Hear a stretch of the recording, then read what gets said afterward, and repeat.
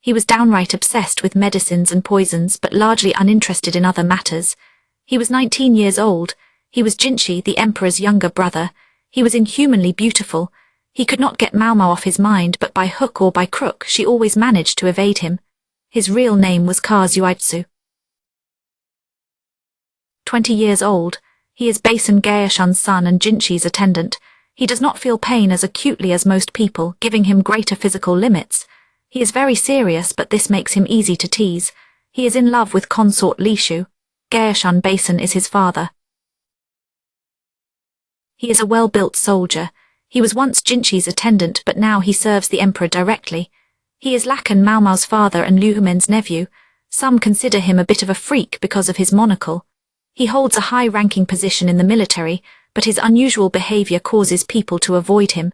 He is Lahan Lakan's nephew and adopted son. He is a small man with round glasses.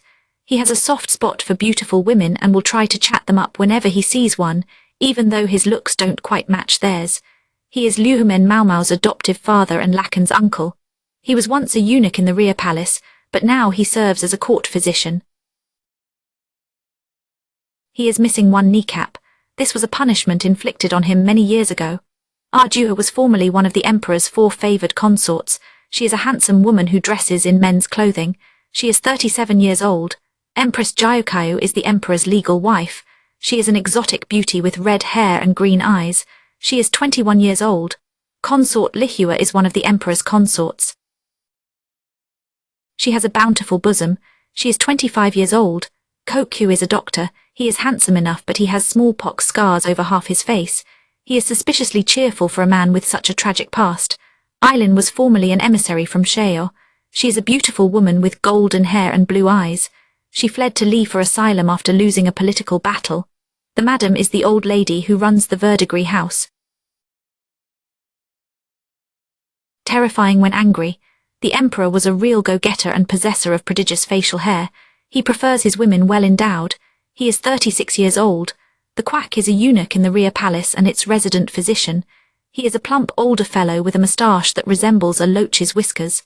Prologue. Jazgul's mouth hung open in amazement at the biggest boat she had ever seen in her life. The boat was going to go down the river, then out to the sea, and then travel to a neighboring country, or so she was told.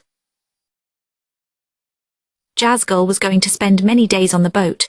It was more than she could count on the fingers of both hands, which was as high as Jazgul could count. Many people had come to see them off. The boat was splendid. She had never dreamed she might ride on such a vessel. She came from a poor family.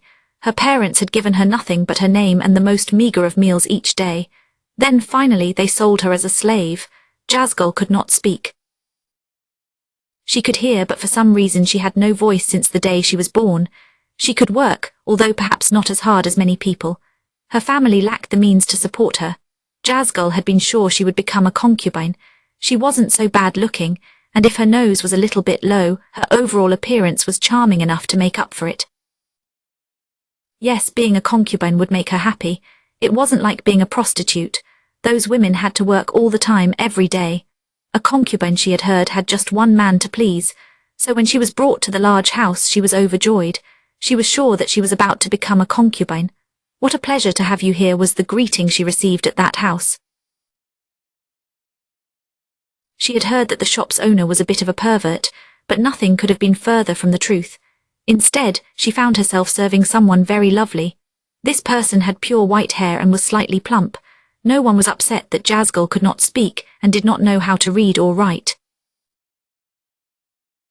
Instead, she received expensive paper and a generous supply of ink. She was told that if she could not write, she should draw pictures. She learned her duties diligently, hoping to be useful in this place. While she learned, she was able to eat plenty of food and wear beautiful clothing. She learned that she worked for a very kind person. She also discovered that drawing pictures was great fun. She would draw the scenery outside, or the owner of the house, or the senior servants.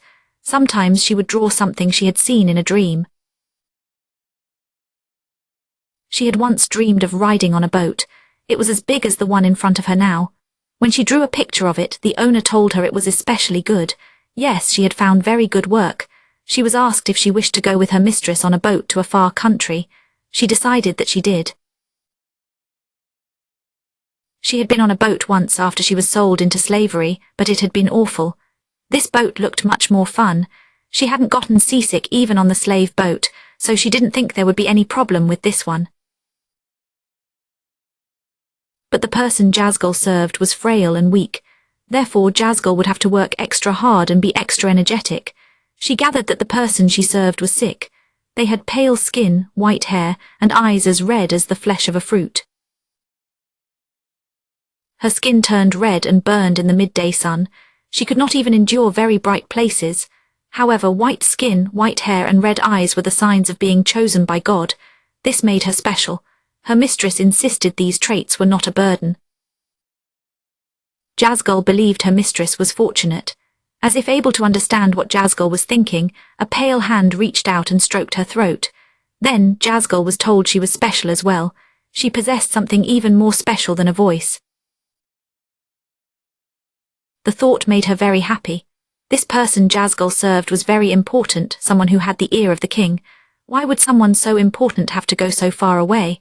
The reason was work. They were so special that they could do things the king could not. Jazgal served somebody very intelligent who taught her many different things, but she found that the other ladies in waiting started to give her nasty looks if she spent too long with the mistress, so she could not be there very much. "Hey, are you ready?" called a hulking man who must have been one of the sailors. Jazgal was practically bouncing up and down with excitement. She was very eager to get on the boat. Would this strange, distant land be full of spreading greenery like she had seen in her dream? Jazgal, a voice said, and she started. Her mistress was there, wearing a veil to evade the sun. Her face was covered in a generous amount of salve. An attendant stayed close by with an umbrella.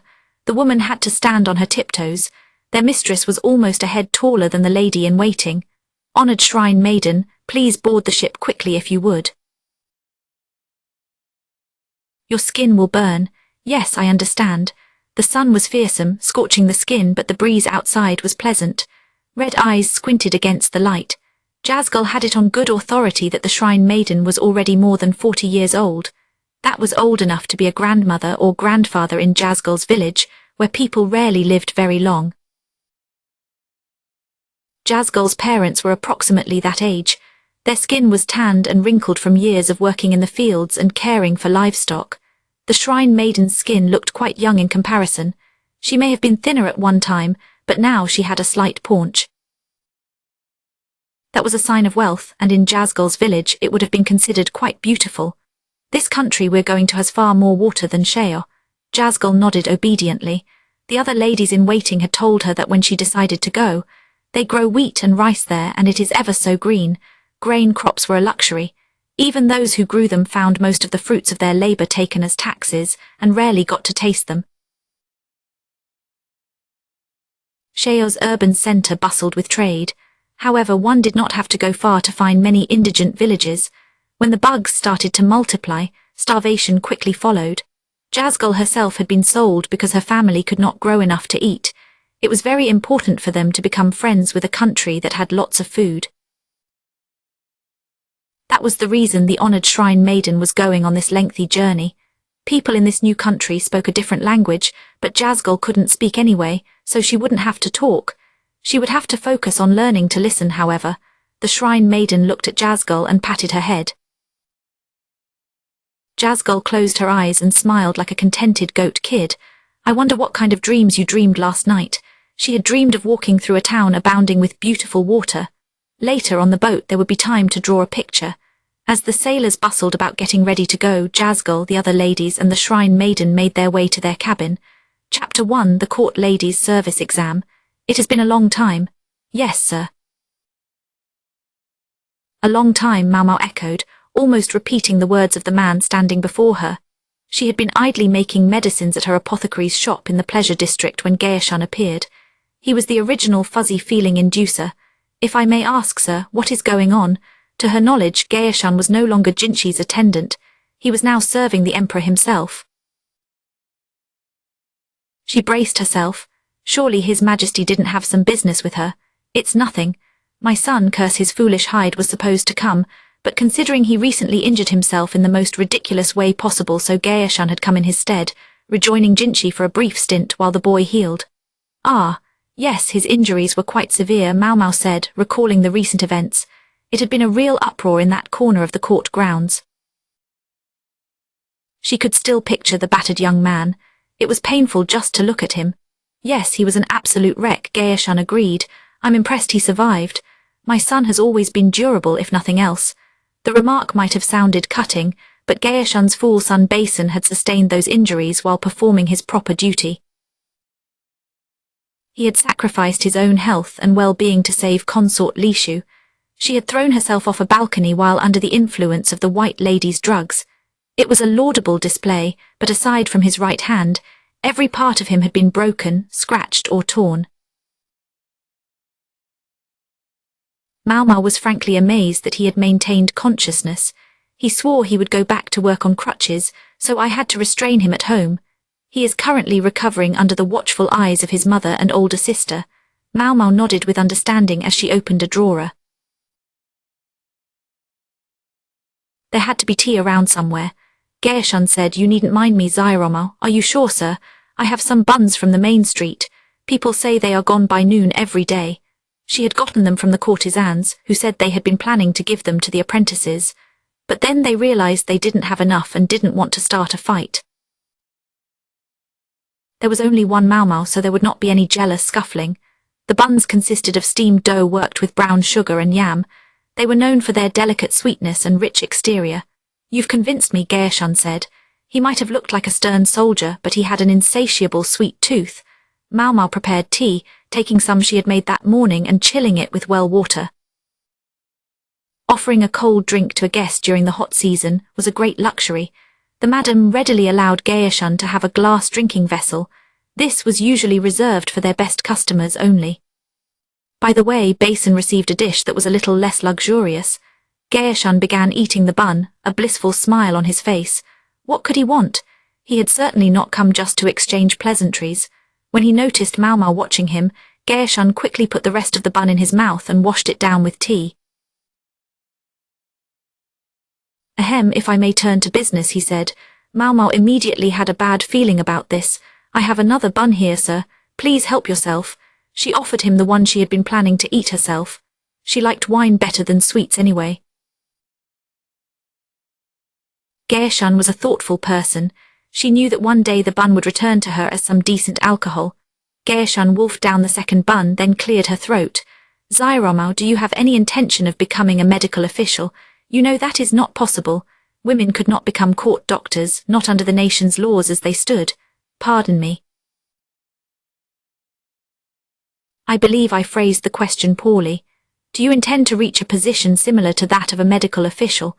This time, Maomao took a moment to answer. A position similar to a medical official's meant she would have some access to the drugs in the medical office. She tried to keep her lips in a neutral, straight line, but she couldn't prevent a slight tremble. A glint entered Gae-shan's eyes. He said, "You could try out new drugs too. We have people who do that, you know." Maomao was still silent, but she felt her cheek begin to twitch. The corners of her lips started to edge upward. "No, don't give in, there's a catch." There had to be. The entire idea was too good to be true, and that meant it was a trap. Moreover, Gae-shan was the one who had come to her with the suggestion. There were no free lunches with him, and she knew it. She also had the shop to consider. She did have an apprentice apothecary, it is true, but he would complain if she left him alone again. He was not quite ready to manage things on his own yet. This is where I would turn him down. Gae-shan must have sensed things weren't going his way because he spoke first. "Do you know Shea, of course?"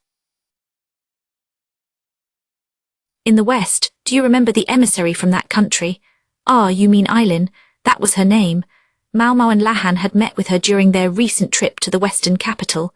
Thinking of her gave Maomao pause. She was the woman who had asked them to provide either provisions or political asylum. Even before that meeting in the West, she and a cousin had come to Lee. Gae-shan had spoken only of an emissary. Perhaps he meant someone else. Maomao chose the safest way to find out. She said, "You mean the two who were at the banquet where Master Jinchi worked so hard last year?" "Yes." She could probably have described them as the troublesome pair who were so eager to see the moon's spirit from decades ago without getting in trouble. The pair included Eileen, the woman she'd met in the Western capital, along with another woman, Isla. She was as twisted as her cousin, and people strongly suspected she had sold the newest firearms to the Shi clan. Both of them were walking trouble, without a doubt. I assume you know that Eileen was recently admitted to the Rear Palace as a middle consort. Yes, sir. And may I ask, are you sure it is all right? Her arrival did seem awfully hasty. I am not at all sure. Being a foreigner, the other consorts and palace women are by no means well disposed toward her. Not to mention she did not bring so much as a single maid with her from Sheo. Considering her position, it seemed like a fair enough compromise, but it would also make her look rather sad. So that is how this involves me? Maomao asked. If her status was the same as a medical officer, she could enter the Rear Palace easily. Usually it would be ideal for her to enter as a lady-in-waiting, but Gaoshan's expression was conflicted. Against all odds, Maomao had been a food taster to consort, that is, Empress Jyokayu, until the previous year. She left her post and returned to the pleasure district. It was on direct orders, certainly, but becoming another woman's attendant would have caused too many questions. Empress Jyokayu herself might have been displeased by it. With the privileges of a medical officer, she could even be reunited with Empress Jyokayu as an assistant. The thought made her very happy when we brought it up. I haven't agreed yet, Maomao said, but she knew that if Empress Jyokayu was already on board. Certainly, Gaoshan said. I have here a letter of recommendation from the Empress herself. Totally unfazed, Gaoshan held out a letter to her. It was strange. She thought she had seen something similar before somewhere, and I have one from Master Jinchi as well. Gaoshan came up with another letter. Maomao's face began to twitch. And here's one from His Majesty. I can't imagine why His Majesty would. Maomao physically backed away from this last and most sumptuous letter. Gaoshan, his brow firmly wrinkled, slowly closed his eyes. You remember when we had you take the court ladies' service exam to work in the outer court? Yes. Yes. You remember I failed quite miserably. There was a brief time when Maomao had worked as Jinchi's direct subordinate. During that time he and Gaoshan had urged her to become a qualified court lady. Many a thick tome had been pressed upon her. I do. We assumed you would pass easily. We knew how passionate you were in your study of drugs and poisons, and what a ready learner you are. Yes, well, sadly I'm afraid I let you down. Maomao wasn't specifically a smarter person or a better student than anyone else. She did not worry as much about things that most people found important. Instead, she focused her attention on areas she enjoyed. Just to be sure I understand, Zairama, you can learn things that don't interest you. It is simply more difficult for you, is it not? For example, you learned the ways of the pleasure district. I wasn't given a choice. The madam might have looked like a walking mummy, but she still had plenty of vitality. Maomao would have been disciplined for not learning what she was taught. Worse, she wouldn't have been given anything to eat. Her father, Luhmen, had tried to cover for her, but her retiring old man was never going to win with the madam. Therefore, in order to survive, Maomao had learned the ways of the pleasure quarter, calling on her older sisters to help her. All right, so what you are saying is you can learn something if you feel sufficiently compelled. A feeling which I must observe Master Jinchi's direct orders don't appear to have inspired in you. Maomao backed away another step. Gaoshan was holding 3 letters from Jinchi, Empress Jyokayu and the Emperor. They might not be official communiques, but nonetheless she felt she was being stared down by 3 of the least say no to able people in the nation. By hook or by crook, Zairama, we need you to pass that test. Easy for you to say. Gaoshan threw open the door to the shop. A man who seemed to be one of his subordinates was waiting outside. He held a package wrapped in cloth and brought it inside. He unwrapped the package to reveal a glittering pile of silver kernels. This time, Gaoshan said. Maomao realized she could see the madam standing in the background. The madam was holding one of her favorite disciplinary rods. She was eyeing the hill of silver hungrily. Trapped, Maomao thought. This time you are going to pass the test. There are no ifs, ands or buts, and that was the end of it. Gaoshan's planning was a work of art. The madam had already been paid. The apothecary shop would be minded by the apprentice Seizan. Maomao would be given a spare room in the verdigris house in which to study. Every once in a while, the little brat Chu Yu would put in an appearance and interrupt her work. However, the madam or the menservants would always grab him by the scruff of the neck and drag him off. It was unfortunate for him, but he was interrupting Maomao as she tried to study. What else did he expect? They burned incense in the room, which was supposed to increase focus. The dulcet notes of Erhu and Qin sounded from the next room. Especially talented musicians among the courtesans had been chosen to play the instruments. Studying was supposed to make you crave sweet things, but Maomao was offered salty rice crackers and cold fruit juice instead. They had thought of everything.